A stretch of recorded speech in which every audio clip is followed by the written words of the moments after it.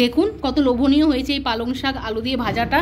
চটপট আপনারা রেসিপিটা দেখে নিন, মিস করবেন না। আর হ্যাঁ, এই শাক একবার দুপুরের পাতে পড়লে তাহলে দেখবেন দুপুরের খাবারটা পুরো জমে যাবে।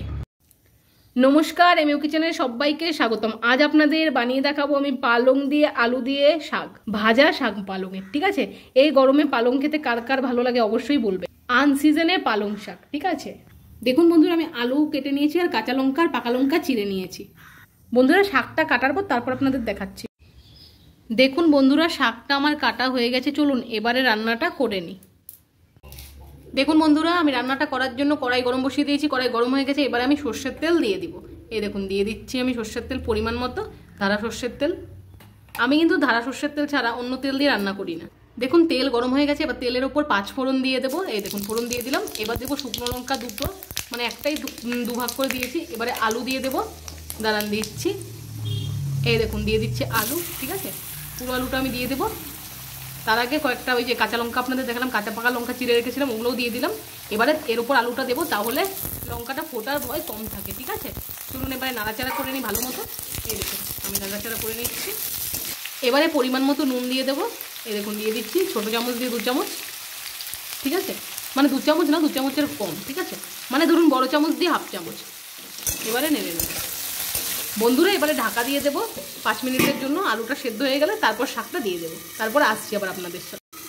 বন্ধুরা, গ্যাসের আঁচটা আমি কমিয়ে দিয়েছি, কমিয়েই আমি আলুটা সেদ্ধ করে নেবো হালকা করে। ঠিক আছে বন্ধুরা, 5 মিনিট হয়ে গেছে। এবার ঢাকাটা আমি খুলে নেব। এই দেখুন খুলে নিচ্ছি। এই দেখুন আলুটা সেদ্ধ হয়ে গেছে, এবারে নেড়ে নেবো ভালো মতো। এই দেখুন এবারে শাকটা আমি দিয়ে দেবো। এবারে পরিমাণ মতো হলুদ দিয়ে দেবো বন্ধুরা, নেড়ে নেবো, তারপর আমি শাকটা দেবো। ঠিক আছে, এই দেখুন এবার নেড়ে নিচ্ছি ভালো মতো। এই দেখুন কত সুন্দর লাগছে না দেখতে। আপনারা যে এভাবে আলু ভাজাও খেতে পারেন, কোনো অসুবিধা নেই এতে। জিরা দিয়ে লঙ্কা ফোড়ন দিয়ে আলু সেদ্ধ বা আলু ভাজা, এভাবে আলু সেদ্ধ মাখাও যায়। বন্ধুরা, এবারে আমি শাকটা দিয়ে দেবো, পালং শাক। ঠিক আছে, অফ সিজনে পালং শাক। এই রান্নাটা অবশ্যই একবার করে দেখবেন যদি পালং শাক পান বাজারে। এবারে নেড়ে নেবো। দেখুন আমি নেড়ে নিচ্ছি কত সুন্দরভাবে। আমার চ্যানেলে আলু পালং শাকের ভিডিও রয়েছে, আপনারা চাইলে চ্যানেলে ভিজিট করে অবশ্যই দেখতে পারেন। আর ভিডিওগুলো যদি ভালো লাগে অবশ্যই সাবস্ক্রাইব করতে ভুলবেন না, আর একটা লাইক করতে ভুলবেন না। দেখুন বন্ধুরা, পুরোটা দেওয়া হয়ে গেছে, এবার ভালো মতো নেড়ে নেব। ঠিক আছে, দেখুন বন্ধুরা কত সুন্দর লাগছে শাকটা দেখতে, তাই না? বন্ধুরা দেখুন শাকটা কত সুন্দর মজে গেল, আমার ঢাকারও প্রয়োজন হলো না।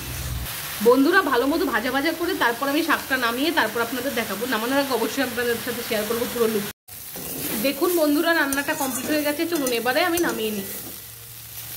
দেখুন বন্ধুরা, আমি শাকটা নামিয়ে নিয়েছি একটা বাটির মধ্যে। ঠিক আছে, দেখুন কত সুন্দর লাগছে না দেখতে। আমার ভিডিও যদি আপনাদের ভালো লাগে অবশ্যই লাইক কমেন্ট শেয়ার সাবস্ক্রাইব করতে ভুলবেন না। এভাবেই আমার পাশে থাকবেন। আর চ্যানেলে নতুন হয়ে থাকলে অবশ্যই সাবস্ক্রাইব করে পাশে থাকা বেল আইকনটি বাজিয়ে দেবেন, তাহলে যখনই আমি ভিডিও পাবলিক করব আপনাদের কাছে সঙ্গে সঙ্গে পৌঁছে যাবে। তাহলে আজ আসছি, সবাই ভালো থাকবেন, সুস্থ থাকবেন, ধন্যবাদ।